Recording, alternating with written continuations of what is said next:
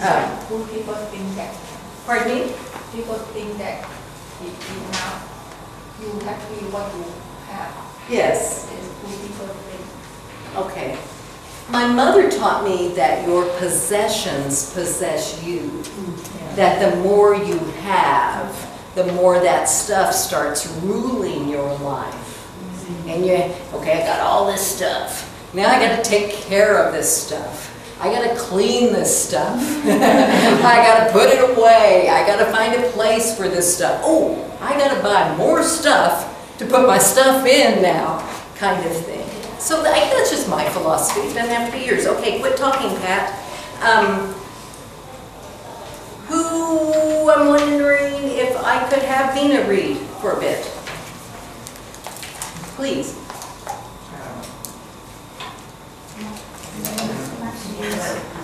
But the music of the pearl was growing louder to Kino, who now looked at. Her eyes were wide at Kino's bravery and imagination, and now everything was possible for him. In the pearl he saw Coyotito sitting at a little desk in school, and Coyotito was dressed in a jacket, and he wore a white shirt and white tie. Coyotito was also writing on a big piece of paper. Kino looked severely at his neighbors. "My son, you go to school," he said. The neighbors were silent. Juana's eyes were bright as she watched him. She looked quickly down at Coyotito in her arms. Was this really possible? But Kino's face shone. My son will read and open the books, and my son will write and will know writing. And my son will make numbers, and these things will make us free. Because he will know, and through him we will know. And in the pearl, Kino saw himself and Juana sitting by the little fire in their little house. They watched Coyotito read from a great book. "This is what the pearl will do," Kino said, and suddenly he was afraid of his talking. His hand closed over the pearl. Kino was afraid. Java, do you feel comfortable reading now? Now the night? Now the night was coming. Juana went to the fire coal and built a fire. The neighbors knew that they should leave, but they did not want to go. Thank you. Coach, do you feel comfortable reading now? Thank you. It was almost dark. Another white fish settled on the wall. Then she used some hot from mouth to mouth. The water is coming. The fish is coming. Thank you. The men took off their hats and stepped back from the door. The women looked down at the floor. Kino and Juan Tomas, stood up. The priest came in, a gray old man with an old skin and a bright young eye. The priest thought of these people as children, and he spoke to them as he spoke to children. "Kino," he said softly, "you are named after a great man, a great father of the church." Thank you. His words sounded like a prayer. He did great things. It is in the books. Sarah, do you feel comfortable reading next? Yes, sure. Thank you. Oh, yes. Oh, question. You are named after a great man. What is our name? That means the name you were given is because there was someone important first who had that name. I'm not named after anyone. My mom and dad just thought Pat was a good name. So if there had been a great person in the world named Pat, then they might say, "Hey, we named you after Pat." but they did. It's when you give someone a name from someone you've looked up to. Okay?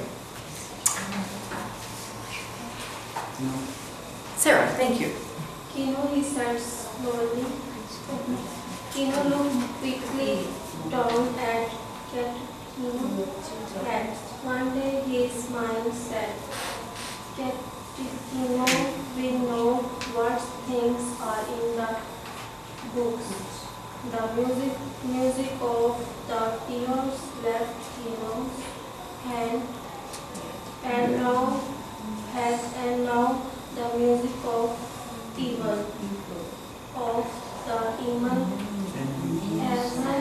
songs. Thank you. Enemy sounded. Thank you, Sarah. But the priest was speaking again. It has come to me that you have found a great pearl. Kino opened his hand and held it out. The priest was surprised at the size of the pearl. And then he said, I hope you will remember to thank God for his gift. Lee, would you mind to read now? Kino was silent, but Wanash spoke softly. We will father, and we will marry you. Marry now. I like it.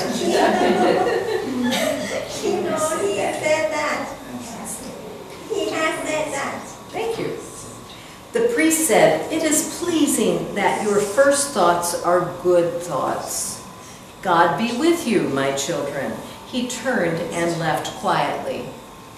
But Kino's hand closed tightly on the pearl again, and he looked at his neighbors.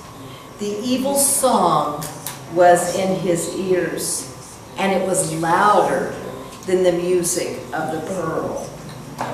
Woo, doo doo doo. I think he's worried. I think he's worried. I want to ask you if you know this. You probably do.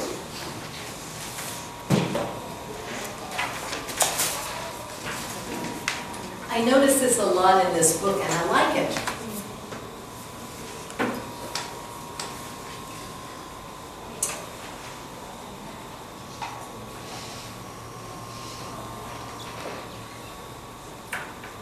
Oh, that's what that is. Excuse me. We'll get back to that in a minute. If I said to you this isn't from the book, but I know this is in the book.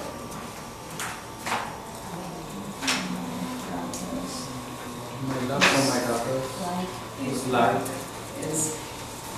Is as strong as the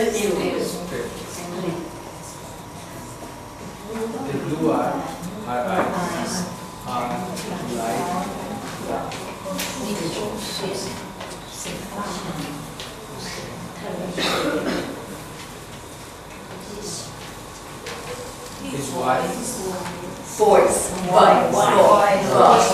like his wife voice, is like as Okay, excuse me. beautiful song. So when you compare things, my love for my daughters is, I'm going to get rid of this. I'm going to get rid of this.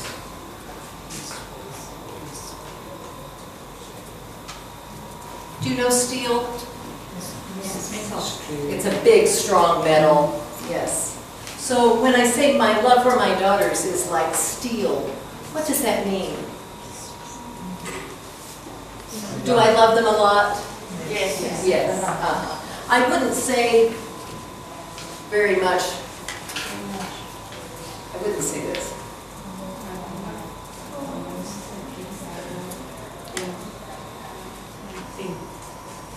I wouldn't say that. That's not strong.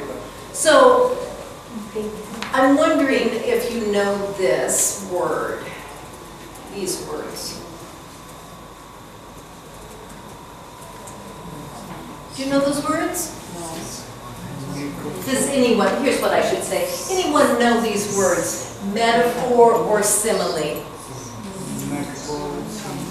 Have you heard those? John, do you know these words? Pardon me? Do you know what they mean? His robe is like the sun. So, is his robe really the sun? No. No. But his robe is the color of the sun. So when you, and in a lot of, probably this happens in Thai writing too, but in the United States, when we do these kinds of things, like that, when you compare two different things, like love is like steel, is it really? No, except my love for my daughters is as strong as steel. That's a metaphor or a simile. You're comparing things that aren't alike, but it helps you understand. Now you know how much I love my daughters, because you can see, hey, it's as strong as steel. Or if you say, oh, I didn't write this well. I would say this more like this, excuse me. I'm going to say his, because I'm going to pretend I'm in love now. His eyes are like the ocean. So I might say that about someone I was falling in love with. So there might be, what color might they be? Peon, what's the color of the ocean? Blue. Blue, yes. So maybe his eyes are blue. Or maybe I look into his eyes and they seem deep, like the ocean. So that's a metaphor or a simile. His voice is like a beautiful song. So if we're comparing two things that aren't the same, but it helps you know that. I see that quite a bit in here. I'm going to tell you one more example. Teacher. Yes. Why do you use his instead of her? Yes. Because I was pretending I was in love with a man. So that's why I changed it. You could say her eyes. I was trying to say it as if, you remember that handsome man I'm going to marry over here pretty soon?